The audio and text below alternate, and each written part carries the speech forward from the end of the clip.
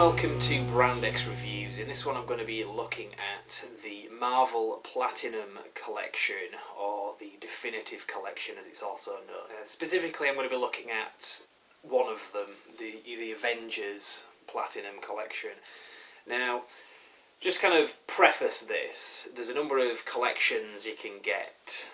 If it's not like a full graphic novel of just like a self-contained story, but a collection of issues in one graphic novel, these are quite good to get from that point of view. There's one you can get called the Essentials Collection. Quite a lot of bookshops like Waterstones sell a lot of these, and they are quite big. You get a lot of comics in them, and they're fairly cheap. The reason they're quite cheap is because they're printed in black and white, which, if you're happy with that, I would get that instead, just because it's cheaper, but I personally want to read these in full colour as they were originally printed. So these ones are very good to get, quite good value for money.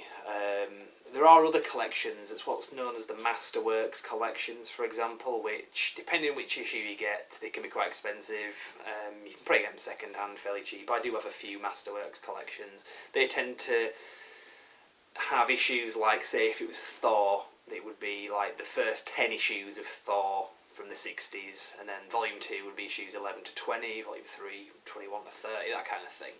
As I say, these are what to look for in the shops. You've got the Marvel Platinum Definitive description on the side. If you wanted to spend maybe a little bit more and wanted to collect like a series of issues in specific order, I would go for the Marvel Masterworks. So for this one, for example, you've got Iron Man, and it's issues 1 to 10 from what I understand in this one. But the Platinum ones are kind of a greatest hits, I guess. So that's kind of what I'm recommending here, if that's what you want. So it depends which ones you want to get, but these Platinum collections tend to have hand-picked stories, so it's not like the first 10 and the next 10 kind of thing. It's hand-picked. I believe it's Stan Lee himself who hand-picked these. I know he wrote the introduction anyway, which I'll get to specifics later on in this video. But if you're considering getting some of these or don't really know what to get, just kind of want to get into the characters, these are the ones to get really. I would definitely recommend these. Like I say, I own quite a few of them. Now, if you're looking in the shops, basically, this is what you want to look for. They usually stack books sideways, so if it's this collection you want to get, as I'm recommending, look for this Marvel Platinum written in red, and then it'll say the Definitive whatever. So, like Definitive Thor, in this case, Definitive Avengers. Now, like I say, it's known as Marvel Platinum or the Definitive. Those are the two kind of things to look out for. You can get them off usual bookshops online. If you get them second hand, if they're in good quality, you might as well do that, save some money as well.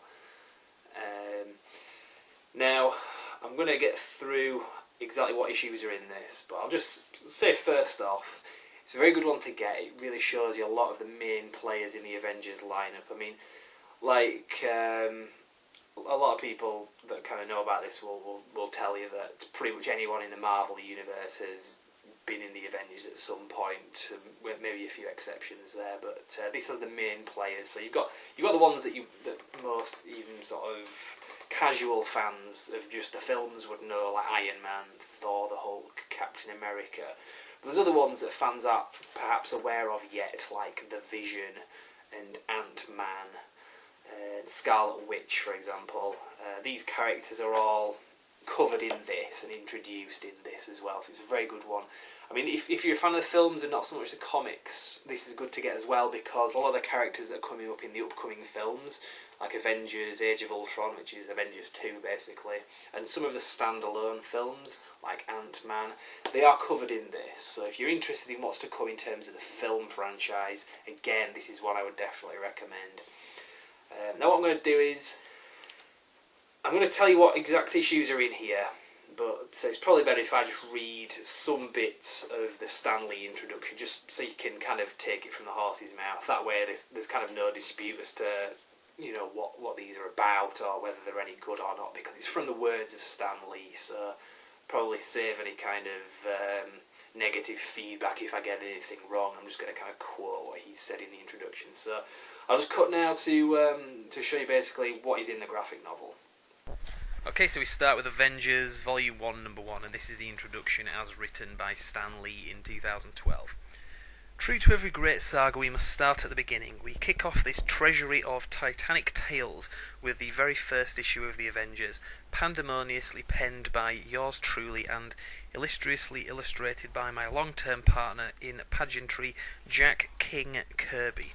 Together we shall discover how the greatest team of superheroes came into being, and just what diabolical threat is responsible for bringing them together in The Coming of the Avengers, which was published in September 1963. Next we have Avengers Volume 1, Number 4.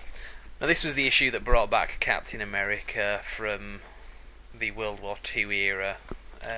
So what does Stan Lee have to say about this? Well, he's put, next we present one of the greatest epoch-making moments in Marvel history, once again righteously written by my own humble self and powerfully penciled by good old Jack.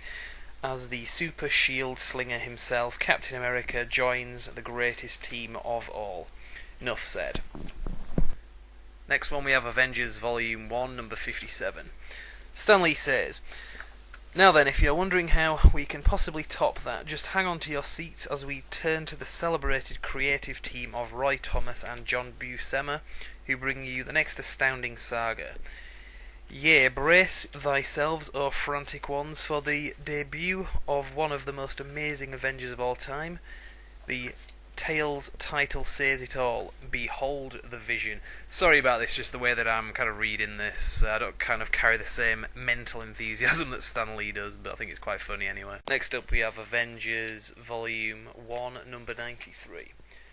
We follow with another tale from the mind of Roy Thomas, but this time imitably illustrated by the titanic talent of Neil Adams. Now that we've been introduced to the Avengers' resident synthezoid, the astounding Ant-Man goes on a mission of discovery, using his microscopic size to explore the vids' inner workings. All this against the backdrop of a truly titanic threat. Then we move on to Avengers West Coast, number 51 from November 1989. Now, before you've recovered from all the excitement, we barrel along right into our next adventure. This time it's a two-parter that focuses on one of my all-time favourite gals in the Marvel Universe, the super splendiferous Scarlet Witch. God, I wish he'd used words that are easy to read.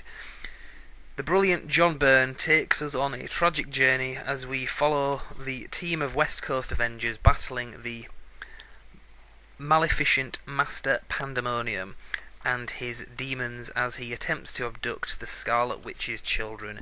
You won't be able to put this one down.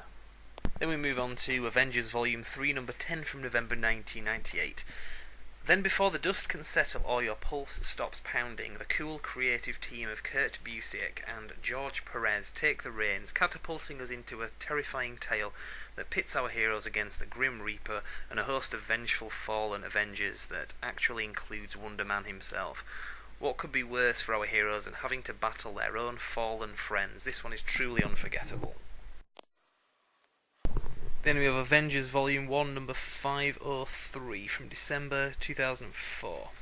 They say it's always darkest before the dawn, and Brian, Michael Bendis and David Finch lead us into the very heart of darkness as the Avengers face their greatest test, one they won't emerge from unscathed. You see, it leads to what many thought was truly impossible, the end of the Avengers.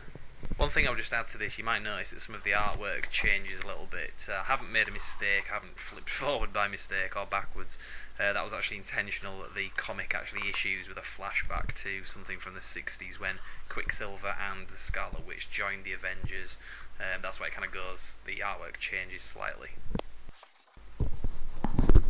Penultimately in this graphic novel collection we have the Avengers Finale from December 1998. Stan Lee writes, what follows is possibly one of the most touching and moving moments in comic book history. In the tragic aftermath, the surviving Avengers gather one last time. It's a fitting epitaph to the world's greatest fighting team that could only come from the pen of Brian Michael Bendis, ably assisted by a cornucopia of some of the greatest art talents from the Marvel bullpen. And we wrap this up with New Avengers number 3 from March 2005. Stan Lee summarises this one.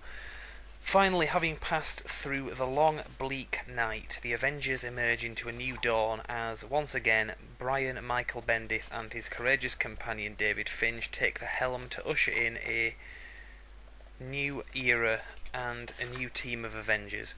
Faced with an unprecedented breakout from the Raft, the world's most dangerous supervillain prison, it falls to Captain America to gather a new team of Avengers, proving that no matter the odds, no matter how many heroes come and go or fall in the line of duty, the Avengers will always be there to confront the foes that no one hero could face alone. Then it just kind of goes on and sums up it up. But that was the gist of these stories that are in here. So yeah, beyond that, the issues that are in this, like I say, are very good. I got a lot out of reading them. I know a lot more about the characters now than I did before I started. In the back of the graphic novel as well, you've got a few pages of just text which kind of go into the history of the characters. You've kind of got dossiers and also the history of just the actual stories and how they were written, that kind of thing. It goes on for quite a bit. You've got quite a few pages, maybe a dozen pages or so. And just think about the origin of the Avengers there as well. So, very good book. I would definitely recommend it. In the UK, this is a UK one, so it's £16.99, but you can probably get it a lot cheaper. I know I'd probably pay like a tenner for this, which I think was second hand off Amazon. But if you shop around, you'll find something. Anyway, that's my review. Let me know what you think. If there's anything you want to add to this, let me know in the comments on brandxreviews.com. You can also access the YouTube page directly on there and subscribe to our channel, Brand X Reviews. And as I say, I'm going to be doing other reviews of this collection and perhaps others as well in the near future. So if you check back, there'll definitely be something to get something out of. Thank you very much for watching.